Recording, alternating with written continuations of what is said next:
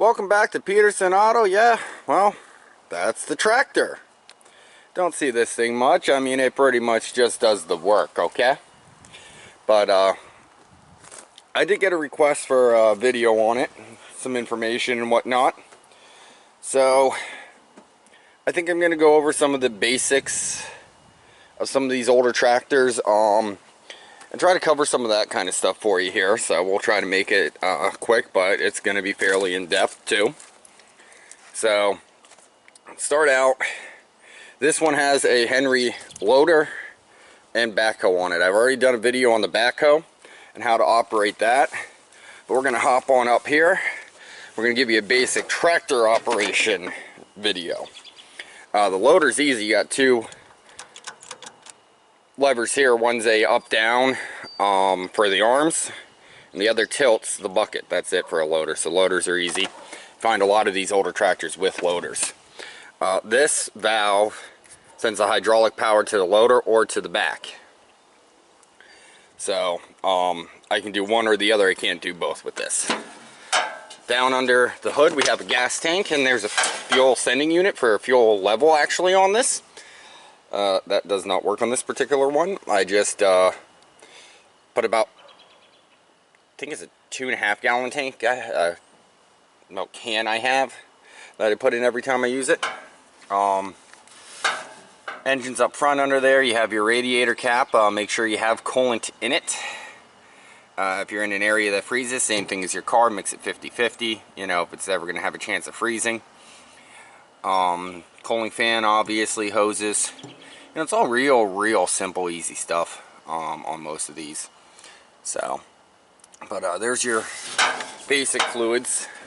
You usually have an oil dipstick somewhere on it. I think it's actually over here in an oil filter. We'll cover that when we hop back down. But I have no battery in it, which you can clearly see there. Long story short, there's reasoning behind that. But when you look down here, we have a key. Sometimes there's push button start, but either way you have some kind of starting mechanism. Most of these older ones are a key lock cylinder of some sort. This has got a chain so you don't lose the key. Good idea, very good idea. Chain the key to the tractor somehow. This is the remains of a headlight switch. Maybe one day we'll make that work again. I don't know, I converted this to 12 volts, which was just switching the alternator and the coil out. That's all it took, because the lighting's non-operative at this time. This over here is the choke. So if it's cold, you give it a little more choke to get her to start up. This is your throttle lever.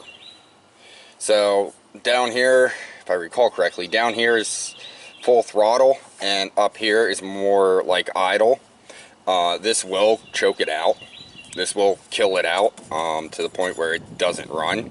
So you got to kind of, you know, pick your happy spot. This one does have gauges, none of which work. Well, the oil pressure gauge I think works, maybe. And the fuel sometimes comes on and off, but either way, I ignore them. Completely ignore them. So if you will look down, you have a shifter. You can see the shift pattern right over here. Shifter works the same thing as a manual transmission. You just select the gear you want, but the clutch works a little different. So we have two pedals on the right here. These are brakes. You have right and left brake, only on the rear wheels. So right wheel brake, left wheel brake. Left wheel brake works much better than a right wheel brake. Usually you just use the left. So right and left brake, and you can use them independently or lock them together with this lever, and they'll push together. So if the brakes were in better shape, that would be what I'd normally use. I got to do a little brake work on this, but I've never really had to use them super hard, so they get used individually. When you go over here, you have a clutch. You can see we moved a little bit. I have the hydraulic pieces down, so it's not going to roll on its own. But you have a clutch here. So the clutch operates a little different than your car. With a tractor of this vintage, you don't start out in first, then shift to second, then shift to third, then shift to fourth. You kind of just pick a gear that works for what you're doing and go with it. So you pretty much push the clutch in, put it in gear, slowly let out the clutch, the engine will bog a little, catch, and you'll start moving, and then you go where you need to go. And then when you're coming to a stop, push in the clutch, hit the brake. I have done some shifting, but this is a straight cut transmission. You would have to match your wheel speed to your engine speed, which is a bit of a task. Some old head farmers are pretty good at that. I'm not. With the tractor, I can do it on a commercial truck. Last thing here in the operating area is this lever. What is that lever? Well, when you look really close there, there's a little shift pattern of H, L, and D. Yeah, H, L, and D, huh? What is that? Well, it's a high, low, and direct shift pattern, okay? You have basically a 3-speed trans and then a 4-speed trans in all effective terms going on here. So me, I usually use the direct, and I'll use 1 or 2. I could put it in low and, you know, a little more, but low 1 is just gonna be quite a crawl, and it just works out best for me. You're gonna have to experiment with yours and see what you have going on there. So we've covered the cockpit pretty well. We're gonna go ahead and now take a look at some of our fill places and fluids to check.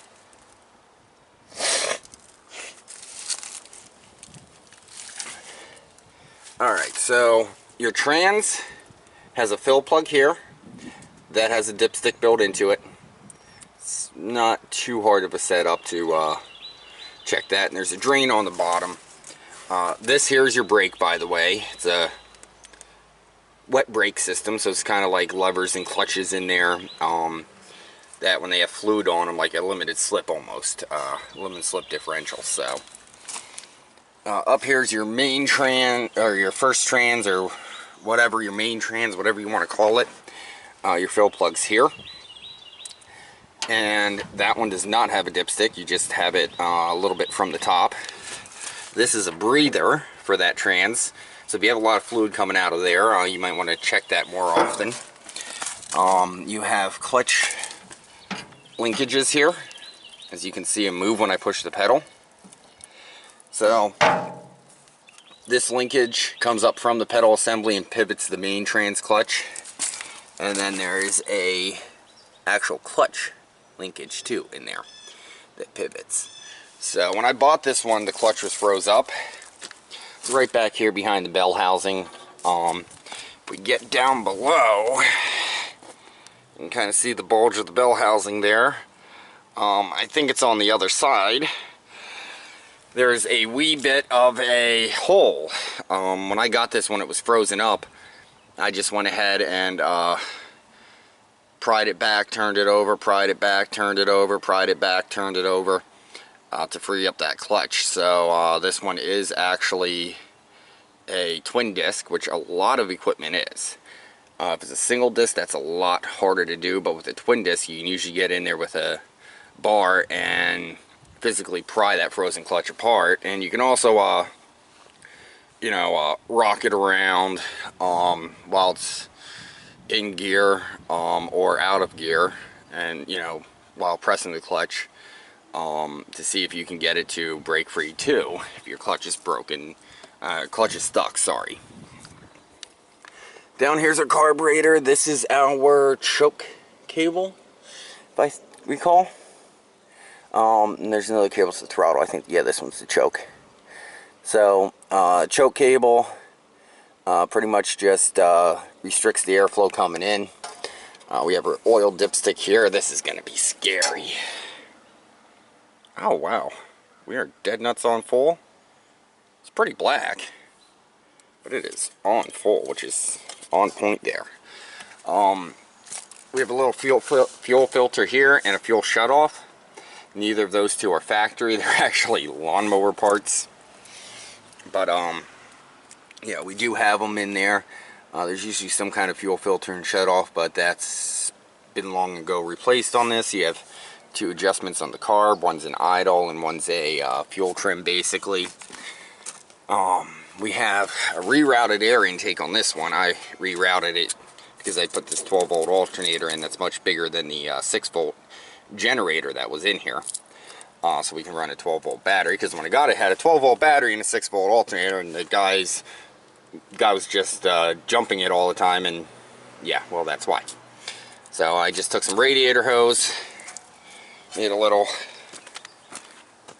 setup here, took the factory pipe, reused that, and comes into the air cleaner.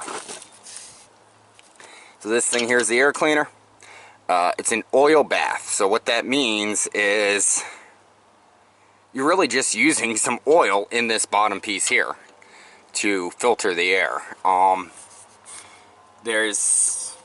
You got to change the oil every so often, but there's no filter element. It just, the oil catches the dirt. It's a really old school, neat setup.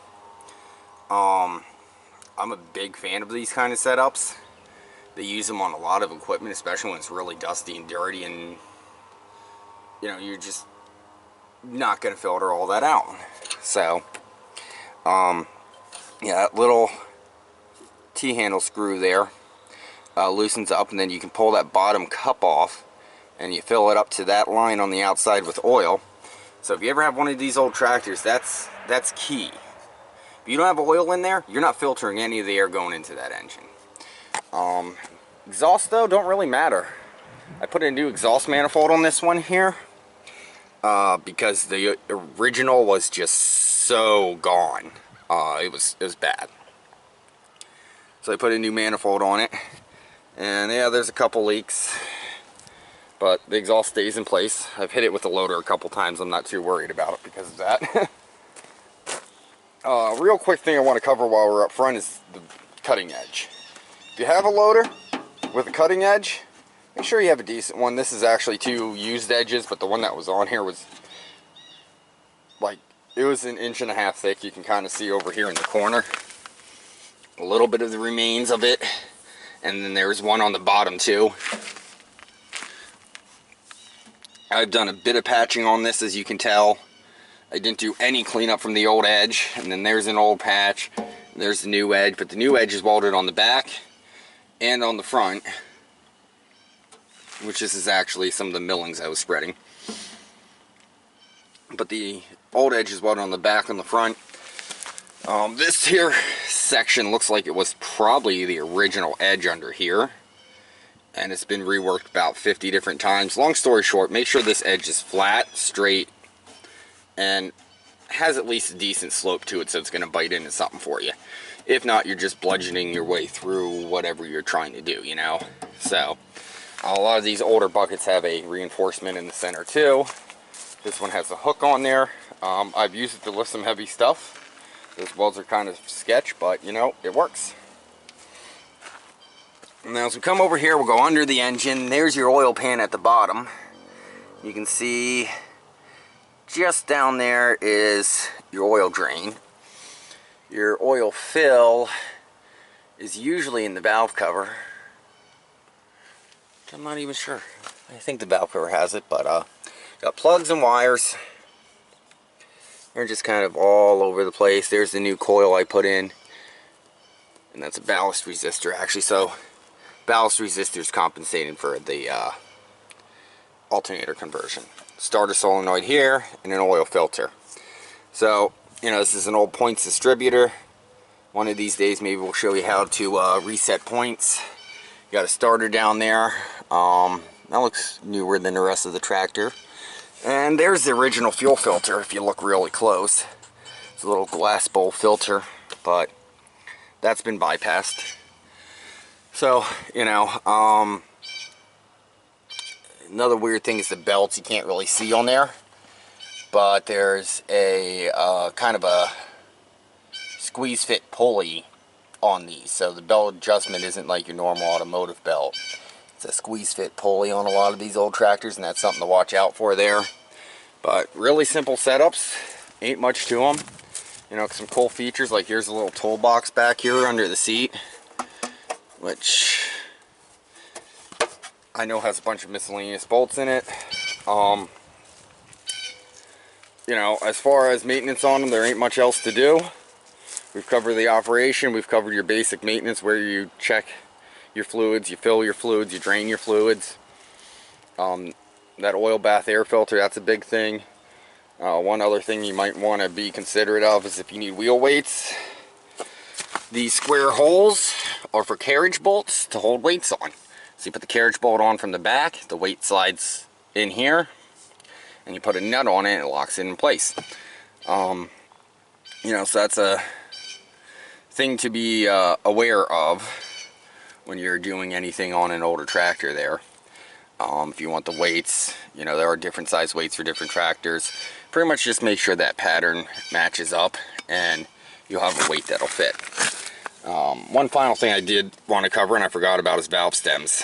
You can see this is a really big hole and it's all solid metal. Equipment uses different valve stems typically than cars do. The equipment valve stems are most similar to heavy truck valve stems because they take a lot more abuse. They get hit with a lot more stuff than a car or even a heavy truck going down the road, or even like a dump truck. You know, this thing's always off-road and it's always near something that could get damaged. So they're a little heavier duty, and a lot of the time valve stems leak on these. So like this tire, you can see is clearly low. I've just been putting air in it because I don't know that dry rot's a problem.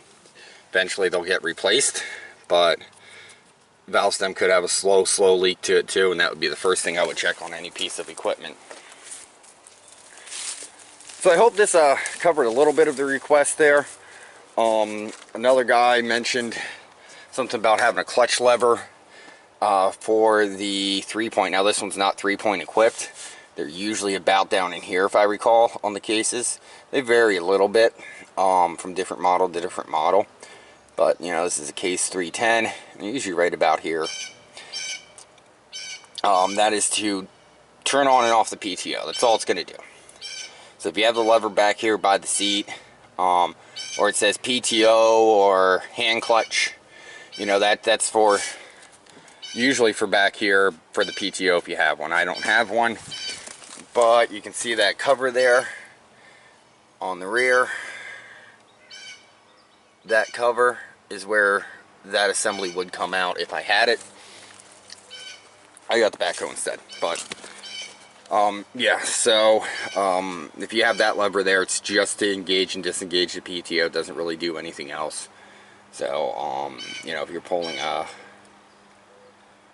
little spreader or something like that, you know, it's kind of hard to find that smaller stuff these days, but if you're running a little hobby farm, that's a great thing for you. So we've covered the Case 310 utility tractor here, very similar to any of the 300 series cases. Different years have slight different configurations, but it's basically all the same. Many of your John Deeres and Fords are going to be set up very similar. So, you know, it pretty much applies to anything of a 30s or 40s the whole way up to a 70s vintage of tractor is going to be set up very similar to this one in one manner or another. So, thank you for watching. Please like, comment, and subscribe to Peterson Auto.